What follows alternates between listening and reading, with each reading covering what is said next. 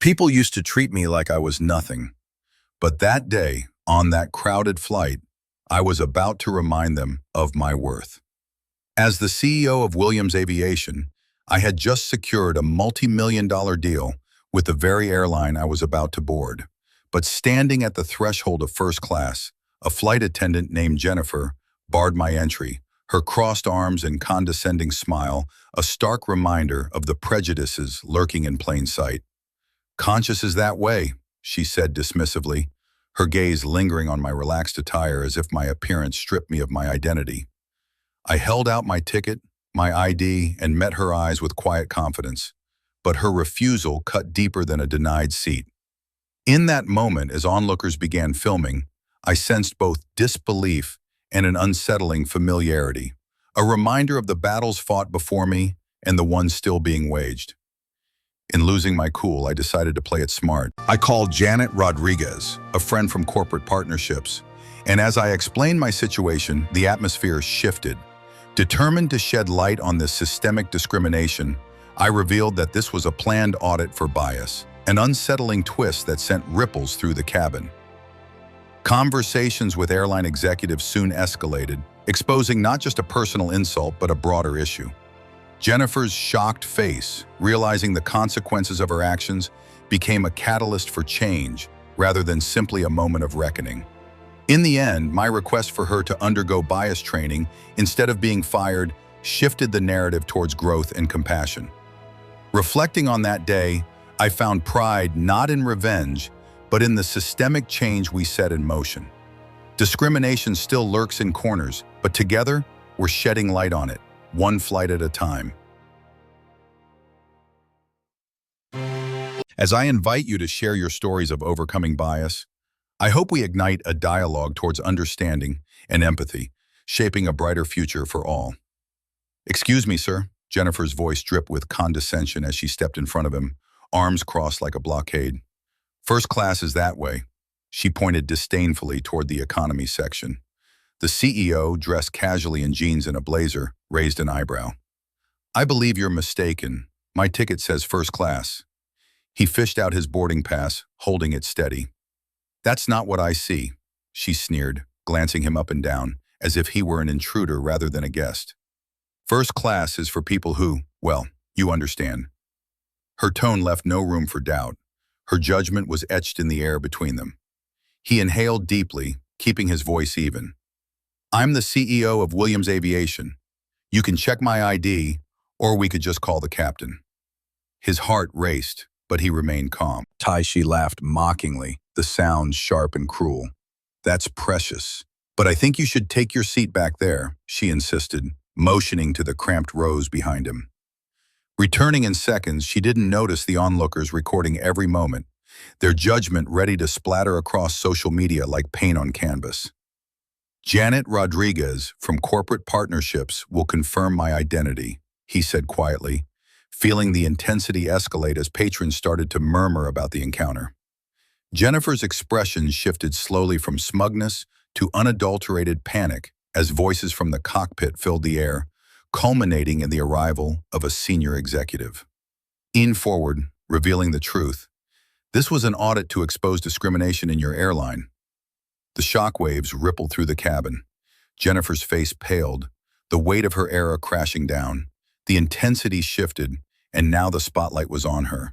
Where station ended, it was clear. "We will implement bias training," the executive agreed, glancing at Jennifer, whose hands trembled.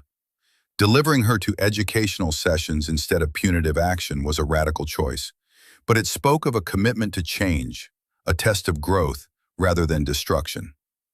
As she faced her reflection in the training room, a flicker of realization crossed her eyes. Her behavior had consequences. Over months, her outlook morphed, becoming someone who taught others what she once embodied: prejudice. "So this is the result," the CEO mused later, noting the ripple effects spreading beyond his encounter. "Change isn't just about confrontation, it's about understanding." Move forward, urging others to reflect on their biases too, kindling conversations that cross borders and boundaries, promoting empathy in an unequal world.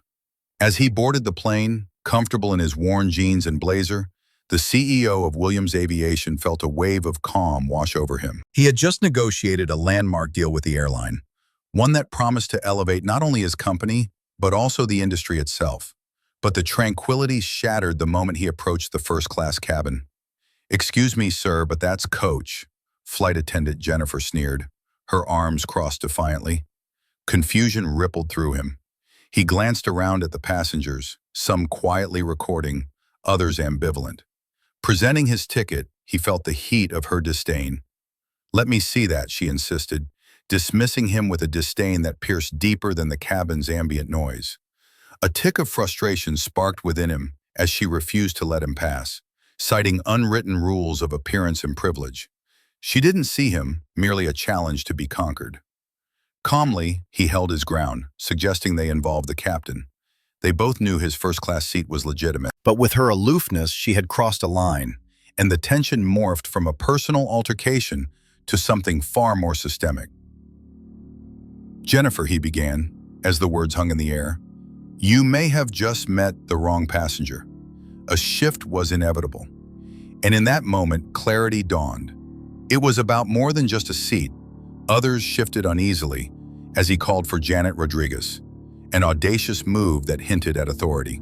As chaos unfolded, he revealed that this incident was part of an audit on discrimination. The shocked expressions around the cabin only intensified the gravity of the moment. He could sense the audience's collective breath, an unspoken realization that this encounter would reverberate far beyond their cramped space. Just as he had expected, real change demanded confrontation, not silence, and he was more than ready to ignite that fire. The airplane cabin hummed with anticipation as the CEO, Marcus Williams, strode confidently toward first class, ticket in hand. He had just secured a multi-million-dollar deal for Williams Aviation. Yet the flight attendant, Jennifer, stood unmoving, arms crossed, her expression icy. "Excuse me, ma'am. I believe there's been a mistake. I have a first-class ticket," Marcus stated, keeping his tone even despite the knot in his stomach. Jennifer's sneer was sharp. "That's not how it works. You need to go to Coach," she shot back, her voice dripping with condescension. The spectators fidgeted, some pulled out their phones for a recording. As the tension swelled, a calm resolve washed over Marcus. He met her gaze, no longer hesitant. "I'm sorry, but I'd like to speak with the captain. This isn't right." The murmurs around him heightened his pulse. "What's going on?" a curious voice broke through from the crowd. With a slight nod, he took out his phone and dialed Janet Rodriguez from Corporate Partnerships. "Janet, I need your immediate assistance." The shift in atmosphere was palpable as the captain arrived. "What seems to be the issue here?" he asked. "It's not just an issue, it's a systemic concern. This isn't just about me," Marcus replied, his voice steady. He boldly revealed that the airline had called for an audit on discrimination practices, causing Jennifer's face to pale. As executives gathered, conversations turned heated but constructive. "I want changes in training," Marcus asserted, gaining momentum. "A bias training program and reporting systems. We need to do better." Hours later, amidst tumultuous discussions, the airline agreed, shifting clarity into a powerful initiative instead of punishment for Jennifer. She'd undergo rigorous training instead of dismissal, as Marcus believed in education over retribution. Weeks later, Jennifer emerged transformed, a mentor herself now. Our world was different, and it began with one steadfast man reclaiming his space, turning personal conflict into a lasting corporate evolution. "Let's create a future where bias doesn't exist," Marcus had urged, quietly paving the way for broader change. The sleek cabin of the first-class section shimmered under soft lighting as the black CEO of Williams Aviation approached the gate, a confident demeanor masking his inner turmoil. His tailored suit contrasted sharply with the relaxed, casual attire many interpreted as unrefined. As he stepped forward, Jennifer, the flight attendant, emerged like a formidable gatekeeper, arms crossed, brow arched with judgment. "Excuse me," she stated with an icy authority blocking his entry. "This area is for first-class passengers only." He presented his ticket and ID, but her dismissive wave was impenetrable. The tension thickened, palpable among those watching, cell phones raised, silently recording this clash. Despite the simmering indignation, the CEO maintained composure. "I'd like to speak with the captain," he requested, his voice calm but assertive. Visibility was key. He knew the stakes. The air turned electric as he made an unexpected call to Janet Rodriguez, head of corporate partnerships. Suddenly, the dynamics shifted, whispers racing through the cabin as higher-ups scrambled to the scene. As Jennifer's confidence wavered, the CEO stood tall, revealing that this moment was part of a systematic audit requested by the airline to address discrimination. Jennifer's color drained from her face, her defiance faltering. Conversations shifted from personal confrontation to a broader societal issue. Tension dissipated, yet urgency remained, as the CEO outlined mandatory bias training for staff, a transformative approach. Jennifer's role must change, he stated firmly but devoid of malice. Her fate would underscore a larger lesson, a chance for education over punishment. In the weeks that followed, Jennifer underwent rigorous training. Each session stripped the armor built from bias, revealing the vulnerability beyond her authority. Months later, the once unwavering flight attendant stood in a training room, guiding new hires, her eyes reflecting the journey from ignorance to understanding. The quiet triumph wasn't just the CEO's victory over prejudice. It was the ripple effect of transformative change echoing throughout the airline industry.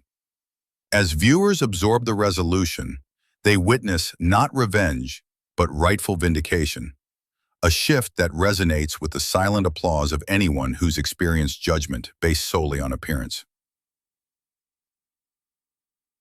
As I settled into the whirlwind of my life, that day's flight felt like a turning point, a moment of introspection amid chaos. It wasn't just about me, a black CEO denied the seat reflecting my hard work. It was a clash of perceptions, an unraveling of assumptions wrapped in an unyielding bias. The instant I confronted that flight attendant, the tension escalated, yet I chose composure over anger. I realized my response could spark change, not just for myself, but for countless others who face similar prejudice. When the airline executives heard my story, it transcended a personal grudge. It became a catalyst for larger conversations on bias and justice within the industry. I didn't seek revenge, but education, paving a path forward. Now I find solace in the knowledge that we can guide transformation by harnessing our experiences for the better. Have you ever been judged on your appearance? What choices resonated with you in the face of bias? I invite you to comment below, share your stories, and let's collectively address the challenge of discrimination we still face today. Together, we can work towards understanding and empathy.